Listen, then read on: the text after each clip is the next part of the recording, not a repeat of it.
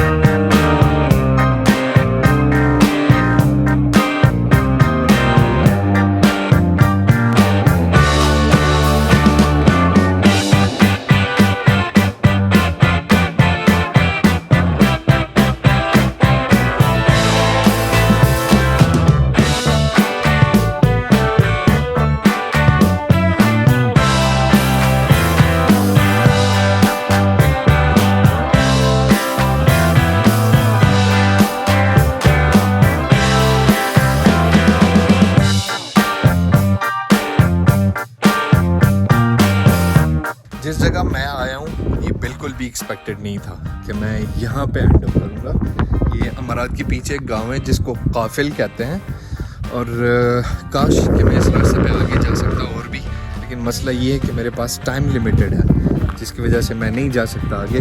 तो आज यहाँ की आपको सैर भी कराते हैं। पीछे बहुत मज़े के पहाड़ हैं, ठीक है जी। काश ये ग्रीन होते ना तो और ज़्यादा मज़ा आता, बट एनीवे सुकून का माहौल है, कोई टर टूर पुर गाड़ियों की कुछ नहीं है भाई।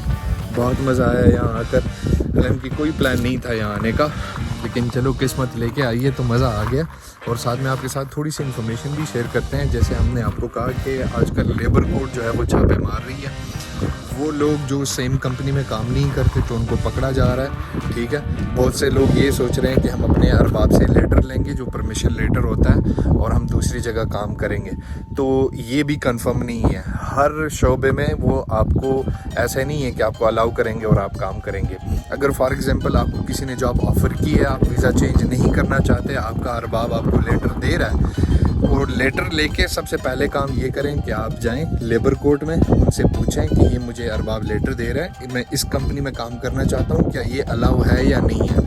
वीडियोस पे मत जाइए, कोई कुछ कहेगा कोई कुछ कहेगा, ठीक है। सबसे बेटर चीज़ यही है कि आप खुद लेबर कोर्ट जाके पूछ सकते हैं, वो आपको कुछ नहीं कहेंगे, ऐसी कोई प्रॉब्लम नहीं है। वो आपको कह देंगे कि क्या आप इस पर काम कर सकते हो या नहीं।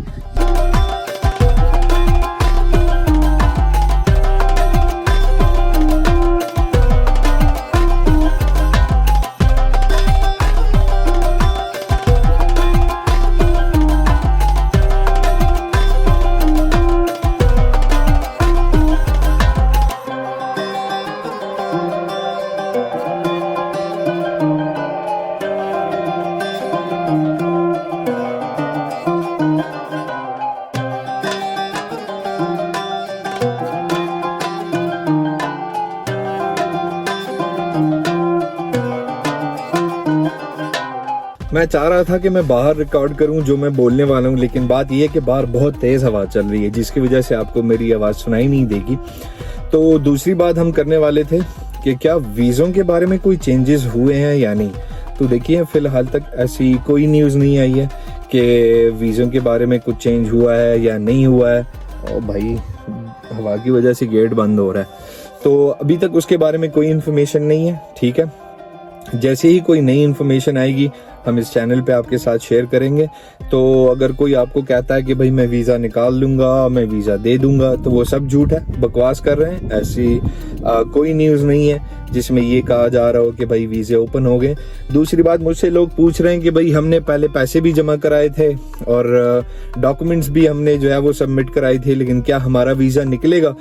तो यार बात यह है कि अगर अभी तक आपका वीज़ा नहीं निकला ना, तो चांसेस यही हैं कि आपका वीज़ा फ़िलहाल ना निकले।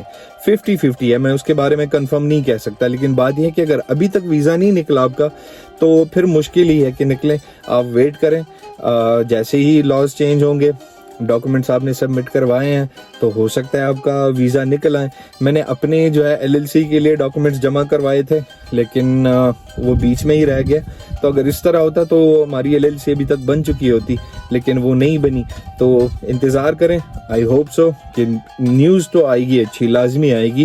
वो जैसे हमारे एम्बेसडर ने कहा था कि ईद तक पॉसिबल है या ईद के बाद, तो कुछ चेंजेस होंगे, लाजमी होंगे। ये नहीं है कि जिस तरह पहले का रूटीन था वैसे ही वीज़े ओपन करेंगे। कुछ सख्तियां होंगी, वो भी हमारी अपनी वजह से हैं, क्योंकि अगर देखा जाए तो जिन जिन बंदों ने यहाँ पे LLC बनाई है ना, तो कुछ 1,35,000 ऐसी कंपनियां हैं जो शैडो कंपनी है। शैडो कंपनी मतलब ये कि उन्होंने कंपनी बनाई है, वीज़े निकाले हैं, वीज़े आगे बेचे हैं, उन पे कोई मतलब बिजनेस स्टार्ट नहीं हुआ, उन्होंने कोई इन्वेस्टमेंट नहीं किया। तो जाहिर सी बात है वो भी इस गवर्नमेंट को नुकसान है, जिसकी वजह से वो सख्तियाँ कर रहे हैं। बट उम्मीद है कि खुल जाएंगे, कुछ चेंजेस होंगे, लाजमी होंगे। लेकिन ये है कि अभी तक फिलहाल इस बारे में कोई न्यूज़ नहीं है।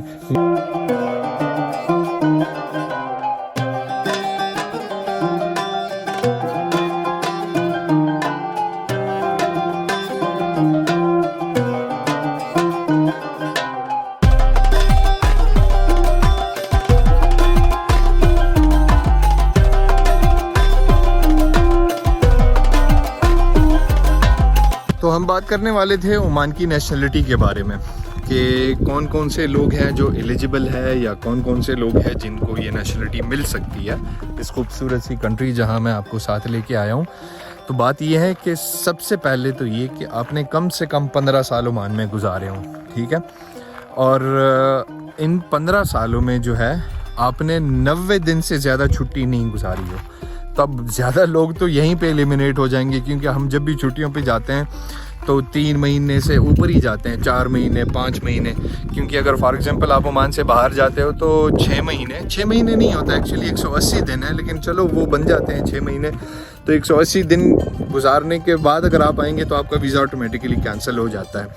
तो ये है कि अगर फॉर एग्जांपल आप 15 साल आपने ओमान में गुजारे हैं, ठीक है, और 90 दिन से ज़्यादा आपने इस कंट्री से बाहर नहीं गुजारा, तो आप मतलब ओमान नेशनलिटी के लिए एलिजिबल हो और आप अप्लाई कर सकते हो। और भी बातें मैं आपको साथ में बताता हूँ। अच्छा जी, जो दूसरा पॉइंट है नेशनलिटी के बारे में कि आप डुअल नेशनलिटी नहीं रख सकते। आप सिंगल नेशनलिटी रखेंगे, चाहे आप किसी भी कंट्री से हो, आपको वो वाली नेशनलिटी गिव अप करनी होगी। मतलब बहुत से कंट्रीज ऐसी हैं कि आप अगर चाहे तो अपनी जो बाय बर्थ आपकी कंट्री है वो नेशनलिटी भी रख सकते हो, और जो नई नेशनलिटी आपको मिलती है आप वो भी रख सकते हो। लेकिन अगर फॉर एग्जांपल आप ओमान की नेशनलिटी के लिए एलिजिबल हो, तो आपको जस्ट सोलो सिंगल नेशनलिटी रखनी पड़ेगी ओमान की, डुअल आप नहीं रख सकते। ये भी एक पॉइंट है। मैंने एयरबड लगाया क्योंकि मैं नहीं चाहता, मैं आपसे बात कर रहा हूँ तो उस आवाज़ में बहुत ज़्यादा शोर आए, क्योंकि बाहर बहुत तेज़ हवा चल रही है and I love it. Anyway, हम बात कर रहे थे ओमानी नेशनलिटी के बारे में, तो कुछ पॉइंट्स आपसे मैंने शेयर किए हैं। और तीसरा पॉइंट ये है कि आपका बिहेवियर अच्छा हो। बिहेवियर अच्छे होने का मतलब ये है कि आप पे कोई कंप्लेन ना हो, ठीक है, पुलिस में कोई कंप्लेन आपके अगेंस्ट नहीं हुई हो, आपने कोई यहाँ झगड़ा नहीं किया हो किसी के साथ, या कोई इस तरह जो भी क्रिमिनल एक्टिविटीज़ है आप उसमें इन्वॉल्व नहीं रहे हो, तो ये भी एक प्लस पॉइंट है और आपको एलिजिबल बनाता है कि आप ओमानी नेशनलिटी के लिए अप्लाई कर लें।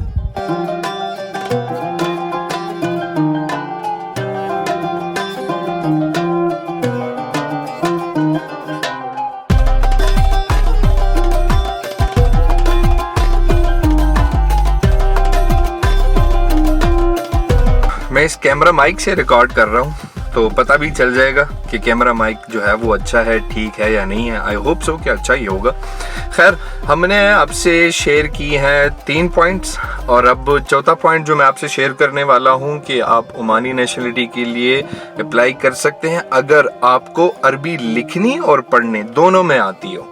ये मस्ट है कि आपको अरबी लिखने में और पढ़ने में लाजमी आनी चाहिए। यार ये जाहिर सी बात है, अगर आप यूरोपियन कंट्री में भी कहीं अप्लाई करते हो नेशनलिटी के लिए, तो आप जिस कंट्री में रहते हो उसकी जो नेशनल लैंग्वेज है वो आपको आनी चाहिए। वो चाहे जो कंट्री भी हो, इटली हो तो आपको इटालियन आनी चाहिए, जर्मनी में हो तो आपको जर्मन आनी चाहिए, अगर हॉलैंड में हो तो आपको डच आनी चाहिए।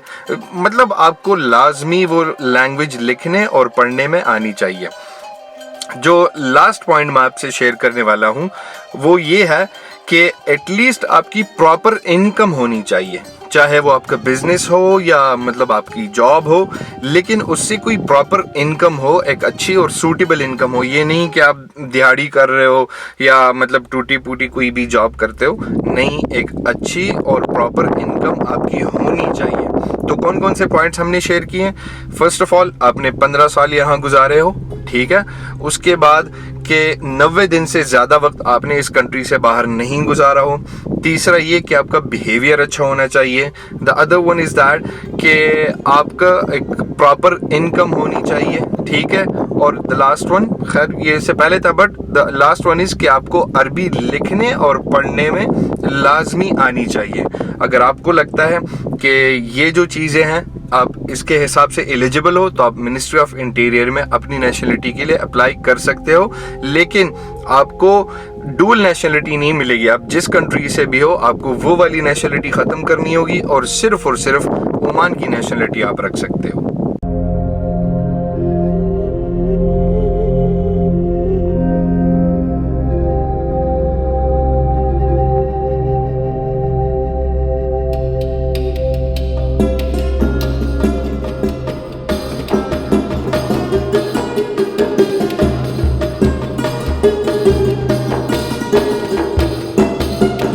फाइनली अब जा रहे हैं वापस क्योंकि 4 बज चुके हैं और 5 साढ़े 5 बजे तक तो यहाँ अंधेरा हो जाता है। यहाँ तो ऑलरेडी होने लगा है अंधेरा। जगह बहुत खूबसूरत थी, बहुत सुकून था, वो शहर के शोर से दूर और बहुत मज़े का गांव है। लेकिन एक्चुअली मैं ज़्यादा और आगे जा भी नहीं सकता और मैं इस बात का रिस्क भी नहीं उठा सकता। अल्लाह ना करे गाड़ी में कोई मसला हो जाए या कुछ भी, तो फिर मेरे लिए प्रॉब्लम होगी। एनीवे, आपको आई होप सो कि जगह भी पसंद आई होगी और जो इन्फॉर्मेशन आपसे शेयर की है वो आपके लिए हेल्पफुल होगी। इन केस अगर कुछ रह गया इस वीडियो में या आपके माइंड में कोई क्वेश्चन है तो आप मुझे कमेंट करके या मेरे इंस्टा पे मैसेज करके पूछ सकते हो। मिलते हैं अगली वीडियो में। Till then, take a very good care of yourself. Bye bye.